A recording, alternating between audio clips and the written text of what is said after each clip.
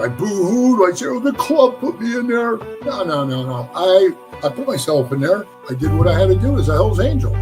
You know, my daddy always, if you got in a fight and you came home with a bloody nose, did you hit him back? If you didn't hit him back, Dad put you in the car and took you back over there and told you going up in that yard and get your shit done and be a man. These other walls drove through by gangs, by the FBI gang, and all that shit happened to that chapter, right? Like those guys go through their being a big motorcycle club. It's even sometimes just being a small motorcycle club. You go through your. A lot of people that have come in have seen definitely a change in the club and the direction that the club is going. I looked out my window and you could see a body laying out in front. And here's this dude running around up there with just had his sweatshirt on. And he tells me he's a Hell's Angel. Even after all that, I still wanted to join the Hell's Angels. People out there, man, that are just natural followers. And they just fall right in line with that type of program. But not 1%ers, man. 1%ers don't ask permission. Welcome to this episode of Chattin With Staxx. I'm your host, Bill Staxx, and today we're going to talk about the Punjabi Devils leader getting 5 years for machine guns and grenades. Like, where do they do that at? I've heard of people getting way more time for way less. I mean, I don't know. Something is a little weird with this, but we got a bunch of other stories to talk about. We're going to talk about a motorcycle club member getting picked up in a Lamborghini at prison, and the Raptor Squad comes through and messes up that plan. So then he has to jump in an Uber and take an Uber home. This is one of the most prolific motorcycle club members in Australia. We're going to talk about that case and a whole bunch of others right here on Chattin With Staxx. Before we get started, make sure you hit the like button, subscribe, hit the notification bell so you can get my videos every time they drop. Tell a friend to tell a friend. Tell your mother's brother, sister's friend about Chattin With Staxx, the dopest motorcycle content on YouTube. I appreciate all you guys taking the time to watch this show. If you like this show and you want to donate, just hit up the Cash App at Chattin With Staxx, or you can hit up Venmo, PayPal, Super Sticker, Super Chat, Zelle, all that good stuff. And if you want to tell your story on Chattin With Staxx, just email me at billstaxx2021@gmail.com.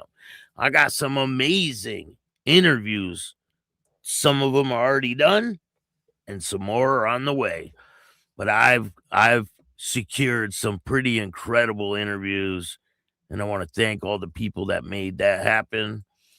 I took care of 2 of them yesterday, and I'm really excited to show you guys who they are. You guys will definitely know these people. Hey, what's going on? The Hook Mob. I'm working in their neighborhood in Lodi, California. Jason, good afternoon. Thank you for joining me. Appreciate you. Back to Noon Lives. You already know. Lindsay, how are you? Thank you for joining me. I appreciate everything you do for this channel. Make sure you check out Spotify. I'm going to be uploading some new videos today. Tommy, what's going on? So I have a membership on Spotify where I'm going to put exclusive content. And, we got a membership over here on YouTube. We have 156 members, and I'm very excited about that. Comments make you angry. What's going on? When I first heard this story, I honestly thought it was from Brampton. Where the hell is that?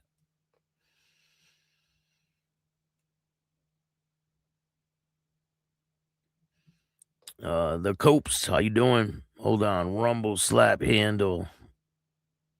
I think I got a Rumble too. I'm going to start using Rumble and the platforms more often, but I've been so damn busy. It's been insane. Ken, how you doing? Good afternoon. Thank you for joining me. Johnny Weedseed is in the building. I appreciate all you guys watching. Fred, how you doing? Thank you for joining us today. Poser Punk is in the building. How goes it, everybody? Mr. EG, what's good, Staxx? I'm great. I'm doing great. A lot going down in Pennsylvania. Yes, there is. There's a big trial that's going to be starting in 5 days. Well, no, 25th, 3 days. 3 days. There's going to be that big trial against the Pagans Motorcycle Club, the Wawa shooting. And then we have another trial that's going to be going on in the Midwest with the Outlaws. So there's going to be a lot going on this summer. Hopefully things don't get worse before they get better. So the first thing we're going to talk about today is there was a confiscation of motorcycles, quads, scooters, dirt bikes in New York. And you already know what they did, right? Let's take a look. They crushed them all. That's insane. How come they didn't have look at that. Those are all brand new bikes.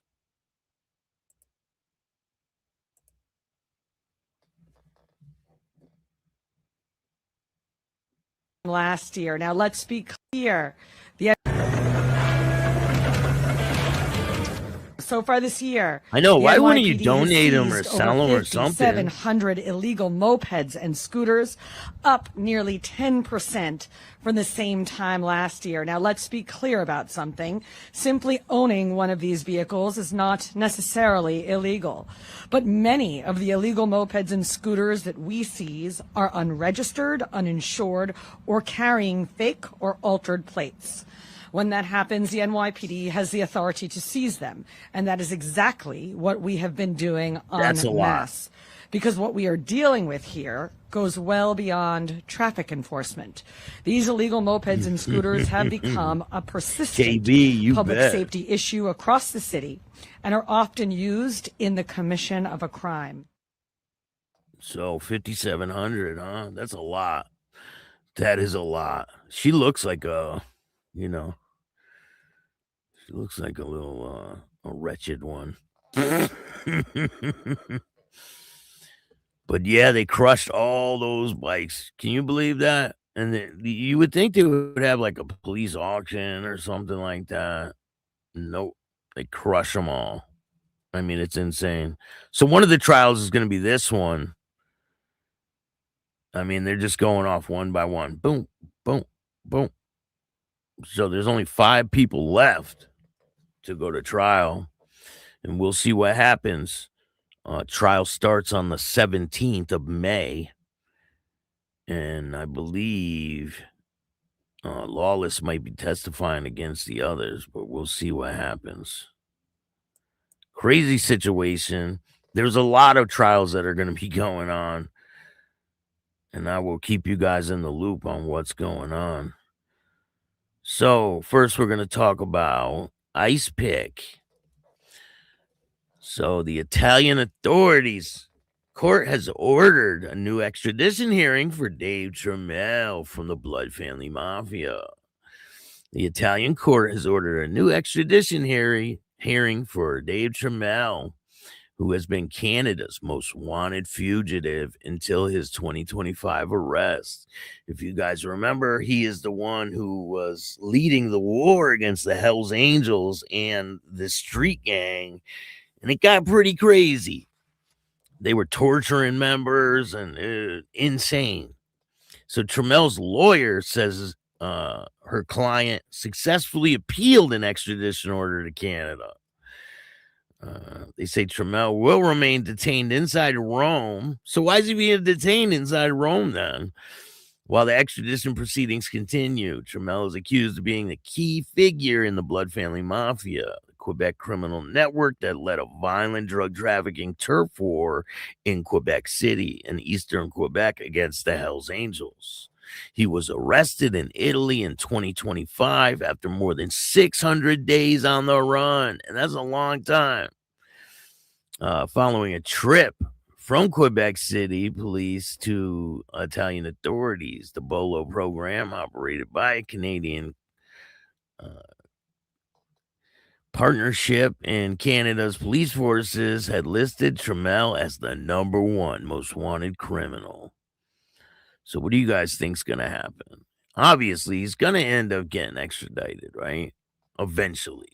You can't like run and hide in another country forever. So we're going to stay up in Canada for the next story. There was a big brawl that happened. And some people ended up getting hurt. Here are some pictures from the scene. Let me see. 2 foreign nationals were arrested following an extortion-related shooting in Surrey. 2 men have been arrested and are now charged with the criminal code offenses following the Surrey Police Services investigation into alleged shots fired incident in April at the residence, where the resident has been the victim of extortion threats on April 22nd at approximately 12:40 a.m. Officers responded to calls of a shots fired at the home of the 3400 block of 87A Avenue. Police confirmed damage to the residence and a vehicle, though the residence was occupied at the time of the shooting. Thankfully, nobody was injured. Surrey Police Service Extortion Response Team took over the lead investigation. A suspect vehicle was identified and a search warrant was obtained. Members executed a search warrant on the residence in Surrey with the assistance of the Lower Midland District Emergency Response Team, Canadian Border Services, and the SPS teams. 2 men were arrested during the execution of the warrants and are now charged with multiple criminal offenses. This guy's last name is Singh. He's 22-year-old male. He had been charged with 1 count of discharging a firearm into a known place or being reckless as to whether someone was present, and 1 count of possession of a restricted or prohibited firearm without a license. The other guy's name is Singh too. Paradaman Singh, his name is. He's 30 years old. He's been charged with 1 count of discharging firearm into a known place and reckless whether someone was present. 1 count of possession of restricted or prohibited firearm without a license. Both of the men have been remanded into custody and are scheduled for a court date May 19th. That's not that long. And the other one was scheduled for June 1st. They are both foreign nationals, and the SPS has engaged the Canadian border agencies. SPS has taken additional steps of releasing photos of both men. I have the photos. Determined disclosure if necessary to assist in ongoing investigation. The SPS hopes that the public release of these images of the men prompts additional witnesses, victims, and associates to come forward with relevant information regarding the activities of these men. Any information provided by the public and association can assist the police in gathering information on the people and potential criminal networks involved in violent extortions. I guess they were out extorting people. It's pretty wild. And the people, obviously, that they tried to extort probably didn't want to pay, right? These people look like they're from India. They do. Let me show you a picture of them.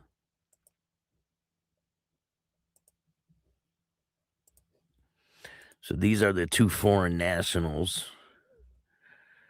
I mean, look at this guy. Give me your money. No thanks. So these guys are in Canada extorting people. That's what we're doing now. I mean, obviously they have a bit of a border problem up there too, right?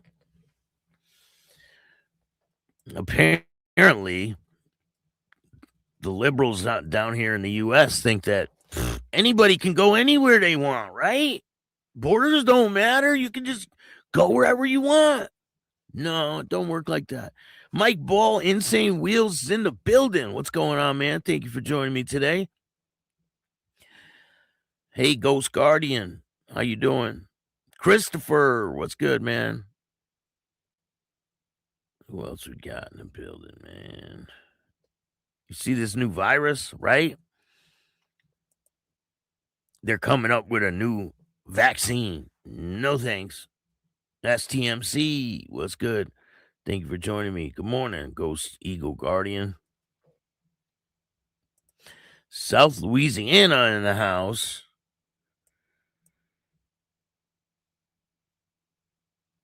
K Betts, how you doing? Everything happens for a reason. Tremel is the big dog. Definitely is up there. Do you guys think he'll survive up there in Canada once he gets extradited? I mean, I hear that the prisons there aren't like gang infested. I don't know. I really don't know. I have no experience up there in Canada. I only know what I hear. But I guess they're not ran by gangs. But I don't know. Are they? Are they ran by prison gangs or street gangs in prison? Because they are here. Taco, what's going on? Wilson, thank you for joining me today.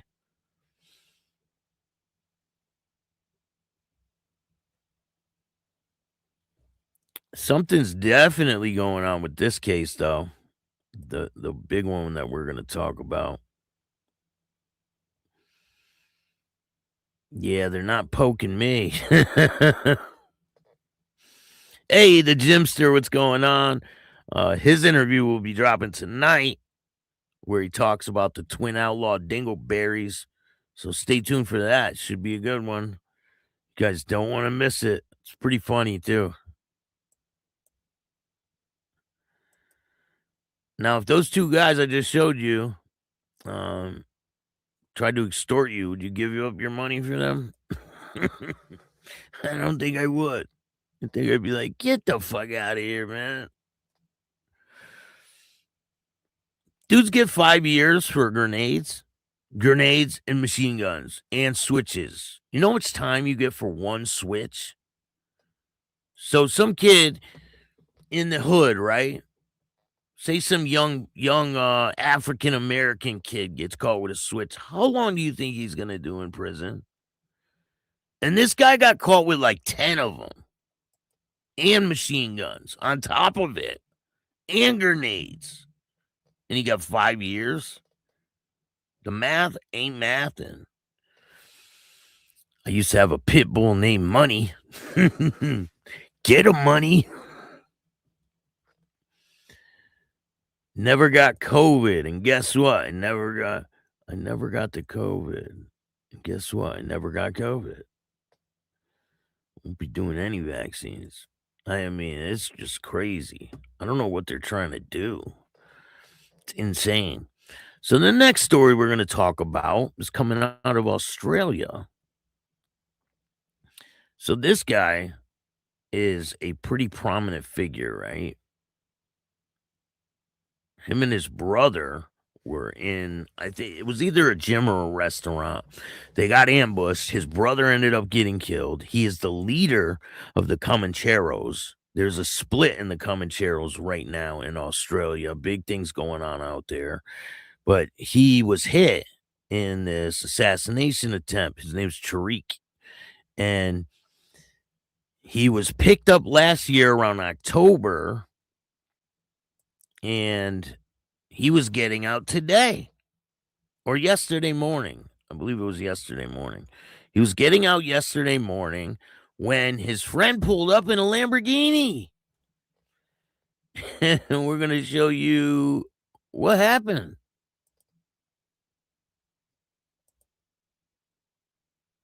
It is probably one of the most high-profile bikies Australia has ever seen. In recent times, though, he's been locked up in jail for breaching his parole conditions, but Moz, he got out this morning, although it hasn't quite gone smoothly for him so far. No, a mate turned up outside Bathurst Jail in a Lamborghini to collect him and bring him to Sydney. But Raptor were also out the front, defected the Lamborghini, and from what I'm told, Tarek ended up spending $500 to catch an Uber back into Sydney. Now, he is currently the Sergeant at Arms for the Comanchero. He's one of the most, as you said, high-profile bikies. He survived being shot 9 times when during an assassination attempt at a Sydney gym in which his brother died. So he's so well known out there. He's back out. There's been some friction in the Comanchero Bikie Club, and he's involved in it. Whether that's been sorted out or not, we'll find out. But Raptor obviously are going to be all over him and have shown from the minute he walked out of jail that they're onto him. But Raptor, So the Raptor Squad does not play games out there in Australia. Right when he walked out of prison, they were waiting. His friend pulls up with a Lamborghini, and they end up pulling over the Lamborghini and confiscating it. And this dude has to take an Uber and spend $500. So, and I apologize. He's not the number one guy. He's the sergeant of arms, but he's one of the most well-known bikies out in Australia.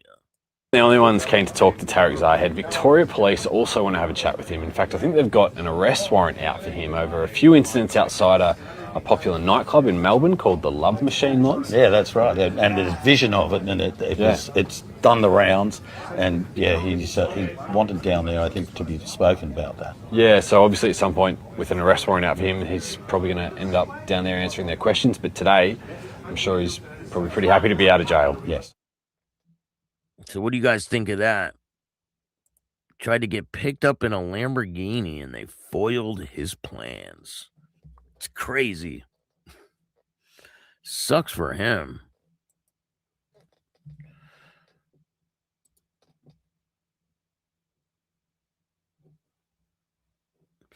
So we talked about when I did the show and I showed you the young man who got the Jax Teller Sons of Anarchy cut. There's been a lot of people who messaged and said they want to give him patches or a vest or a helmet, things like that to this guy, kid Matt. It was his birthday and he opened up the Sons of Anarchy cut. And we were talking about they should just leave people alone that have Sons of Anarchy cuts. It's a TV show. Like it's not that serious, really. Like if that bothers you, then you got issues. So this kid Matt, I spoke to his mother and she gave me a P.O. box for anyone that wants to send Matt some presents, some patches, whatever you got that you are willing to give him and you want to give him out of the kindness of your heart. It was his birthday in this video. And I think that would be cool if we could come together and hook Matt up with some stuff. So let me show you guys the video. You guys will remember. Thank you. And he's going to start. Look at, we have here little sweet Maddie napping. But all right, wait, you forgot. You already got a present there, huh? Yeah. Next. All right. Let's see what you got. Now Matt works. He has a job. He's a good kid.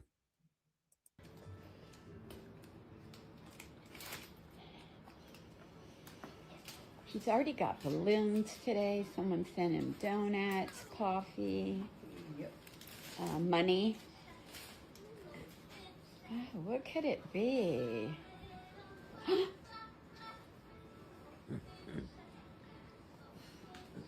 Does that say Sons of Anarchy? Yes. Oh, you better stand up and try it on.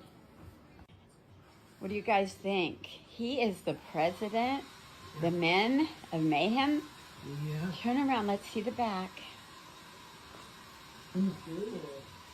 Is that what you've been wanting for years? Yeah. You like it? Yeah, I would have it all day. You're going to be wearing it all day? Ball game. You're wearing it to the ball game tonight? Yep. So- Hawaiian picnic. We are going to a ball game tonight for Matt's birthday. Yep. And then he's having a birthday breakfast with his family on Saturday. Yes, I'm sorry for it. Yeah. All right, you guys. Here's the king. Yep. Yeah, that's a pretty nice looking leather vest. Yep. All right. Are you sure you like it? Yeah, and I love all these pockets. Yeah. Oh, and you even have pockets? Yeah.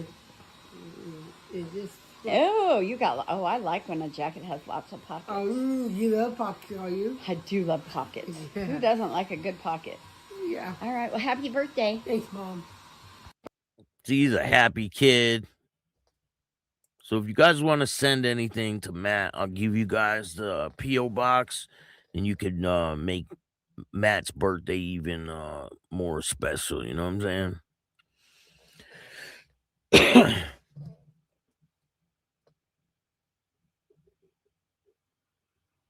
Check out the story. No, I haven't. I haven't had time, man.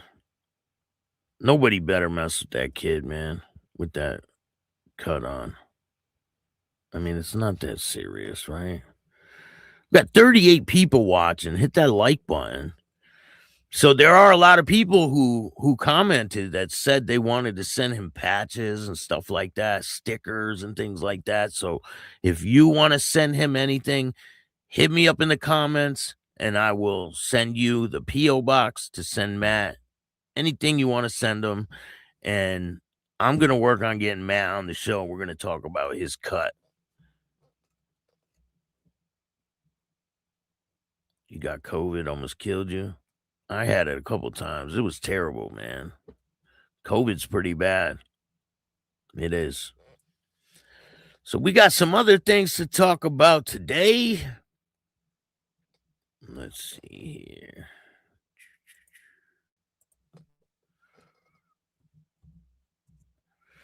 I'm working off 2 laptops, so it's a little different than my normal routine. But I'm working on it.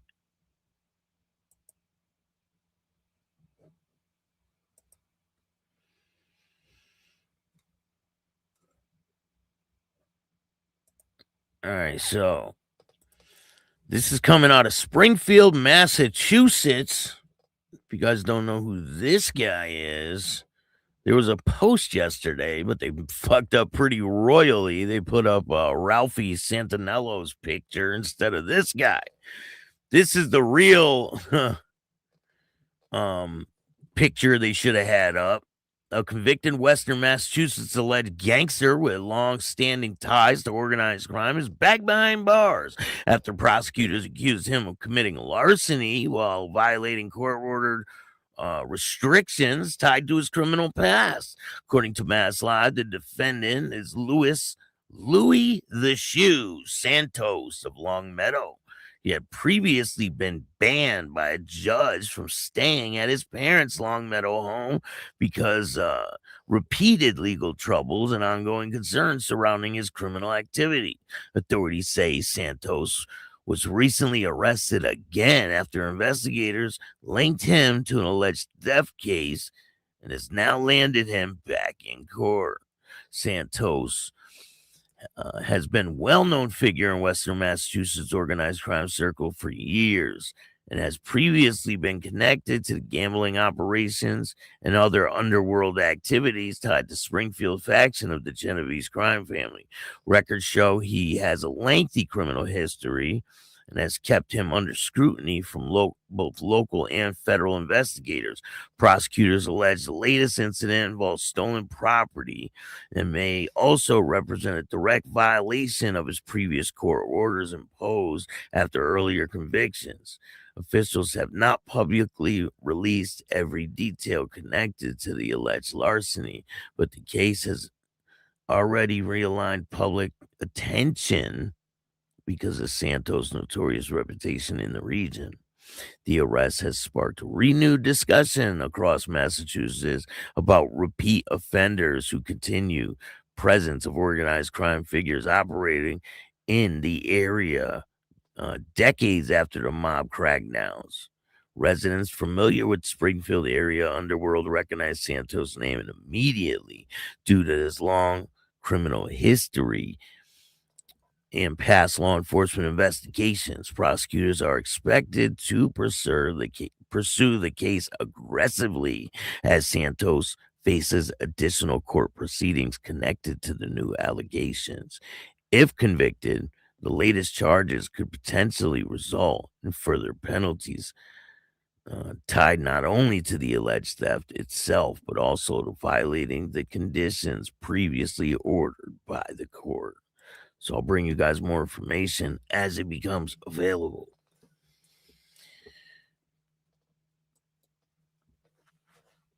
I mean, these guys just don't stop, right? A lot of them, even the cooperators end up in trouble, right? Happens all the time. So let's get to the topic at hand. Talking about the Punai Devils. I'm probably butchering that. But the leader has been sentenced to 5 years in prison. I think that's a light sentence for machine guns and all this shit. Like, how many of you guys think that's a pretty light sentence? I mean, is it just me, or does that like seem like a very, very light sentence? So here is, let me get it.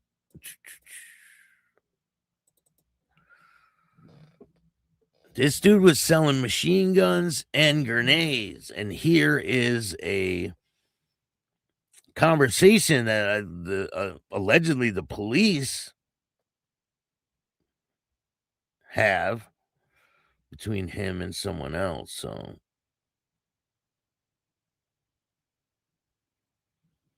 let me get it so I can read it to you guys.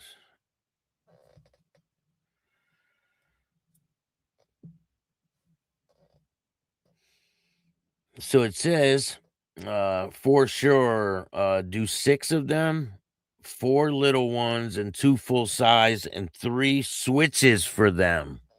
What? And the other person says, done. You good with 10K for all that? Good for someone next week? Good for sometime next week? Like Wednesday, Thursday? Got to check with my guy and his schedule. Yeah, it'll be just 2 switches and 6 others. 10K, yes. All right. Where about in Cali? I know the general area. Now, this person he's talking to is an undercover agent, right? He has no clue. And they're just typing this out on the phone. It says my dude's in Turlock area.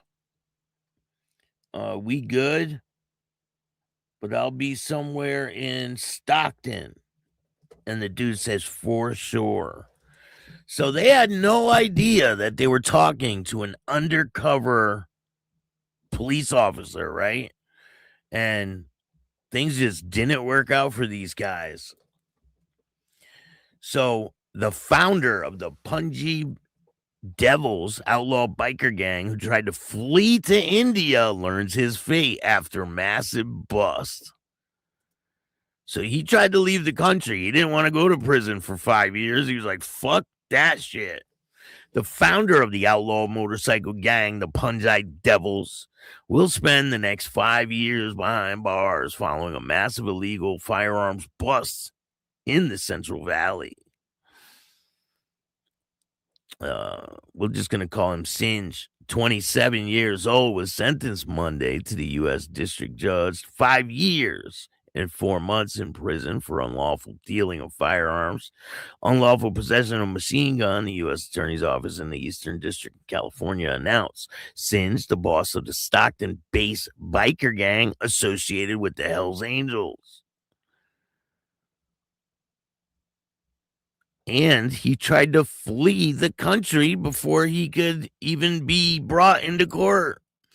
So Stockton, California, Singe, 27 of Lodi, was sentenced Monday to 5 years, 4 months in prison on unlawful dealing of firearms, unlawful possession of machine guns. According to court documents, Singe is the founder of the Punjabi Devils Motorcycle Club, a Stockton-based outlaw motorcycle gang associated with the Hells Angels. On June 6, 2025, Singe attempted to sell several weapons to an undercover officer, including short-barreled rifles, 3 assault weapons, 3 machine guns, conversion devices, and a revolver. A search of Singh's residence resulted in the discovery of additional firearms, including machine gun and another machine gun conversion device and a silencer. Firearms including machine guns, short barrel machine guns, firearm parts, including a silencer, high-capacity drum magazines, and other items seized from Singh's vehicle on June 6, 2025. Officers discovered a single pineapple-style capped and fused hand grenade. So this is not like some thing that goes on your desk that looks like a grenade. He had the real deal. The shit had a fuse and a cap, as well as law enforcement believe was a military electronic capped Claymore mine. Like, so where do you even get something like that, right? You get it from like military type shit. How the fuck were these guys getting this type of shit? He got caught with a Claymore mine. Like, that's just crazy. The explosive ordnance details San Juan County Sheriff's Department bomb team destroyed the items at the scene. And it seems like those aren't the main things in this case. They're just talking about machine gun sales and this and that. But these dudes had grenades and shit. So they destroyed him at the scene. Singh's initially faced state charges, San Juan County. I mean, he probably would have got more fucking time with state charges. I know. Is this America? 5 years? Yes, this is in America. In California, out of all states. California, the worst state to get caught with a firearm. Carney, what's going on? How are you? The worst state ever to get caught with a firearm. California. Yeah, and he gets 5 years. He gets caught with a grenade, a Claymore mine, machine guns. Like, where the fuck do they do that at? Wild card, how you doing? Do they serve buttered chicken in prison? No, I don't think so. It's crazy the stuff you can get on the dark web. Insane. So he was initially facing state charges. He probably would have got more time in the state charges, right? On July 21st, 2025, he failed to appear in court, and the state court issued a bench warrant for his arrest. I wonder why they didn't pursue him in the state.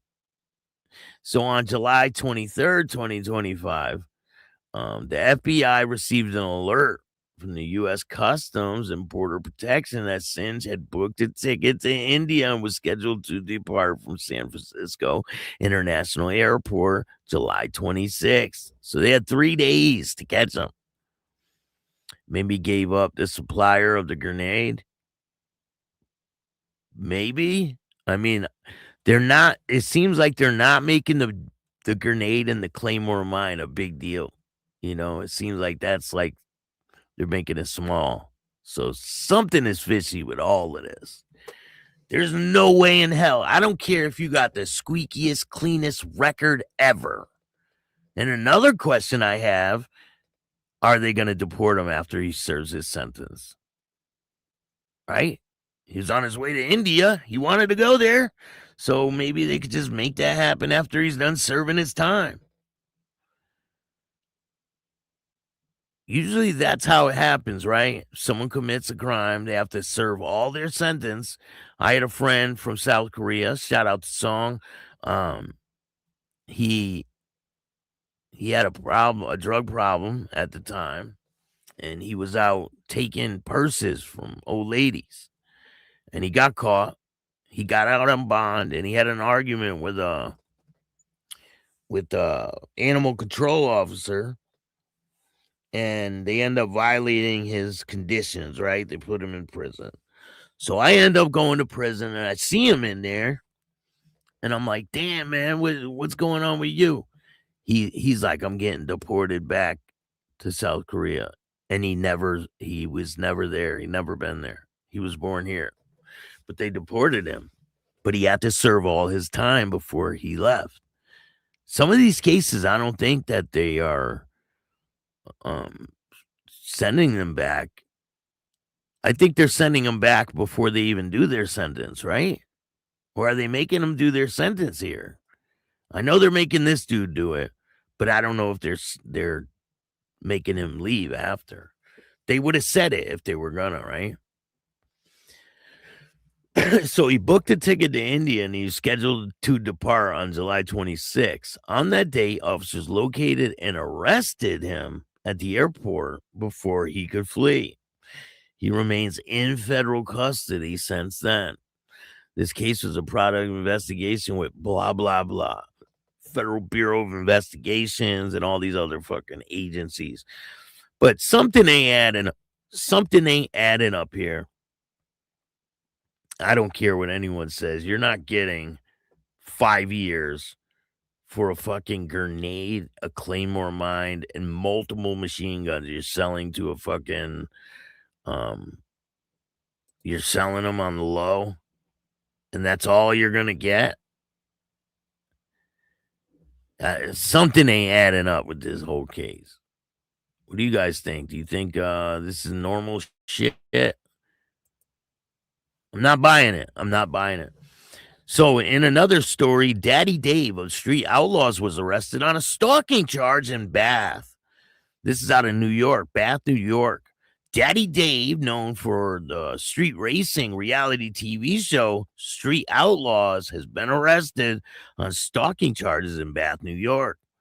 David Comstock, 53, of Mustang, Oklahoma, was arrested and charged with tampering in the 3rd degree, stalking in the 4th degree, as stated in a release from the Bath Police Department. Officials say Comstock was charged with the crime in connection with an incident that occurred on the evening of Tuesday, May 12th, in the village of Bath. At this time, officials say police were called to an address on Buell Street for a report of someone tampering with a vehicle in the area. Further, officials say a video camera, he was caught on video camera and video footage of a man near reaching underneath the vehicle. Officials say they were able to identify and locate Comstock during the investigation, determined he had placed a GPS tracker on the vehicle to track the victim's location.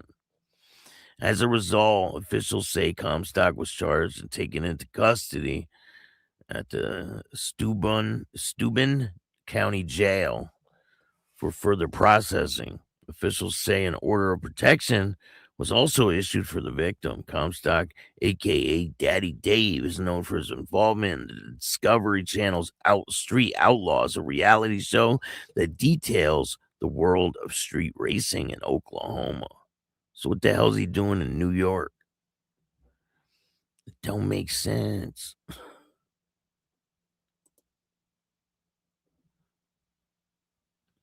So we got another pretty wild case right here to talk about.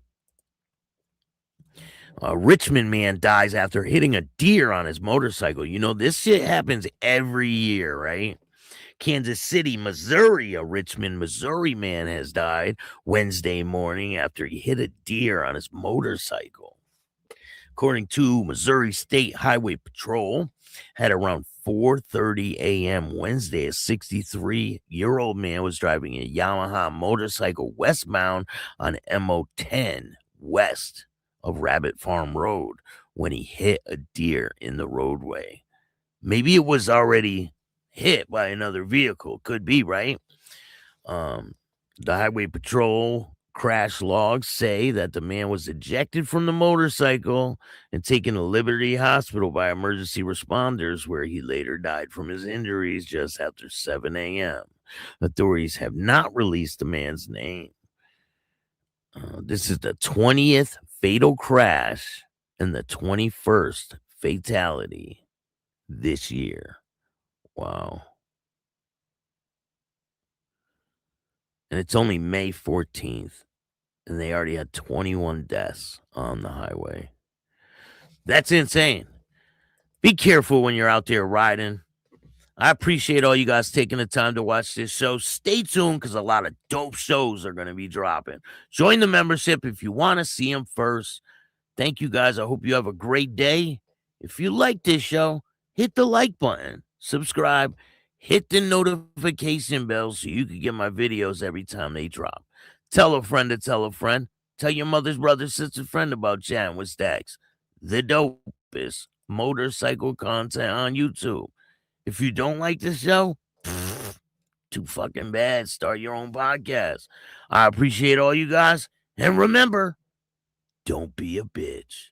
And all new at 5, a major organized crime bust. 23 people under arrest now accused of stealing guns and cash. Today, police revealed 4 organized crime groups are wreaking havoc. From aggravated robbery to kidnapping, burglary, and more. Let's take a look at this. New pictures from court documents in this case. These are a few of the people who have been charged. And investigators say the money, tens of thousands of dollars, is all stolen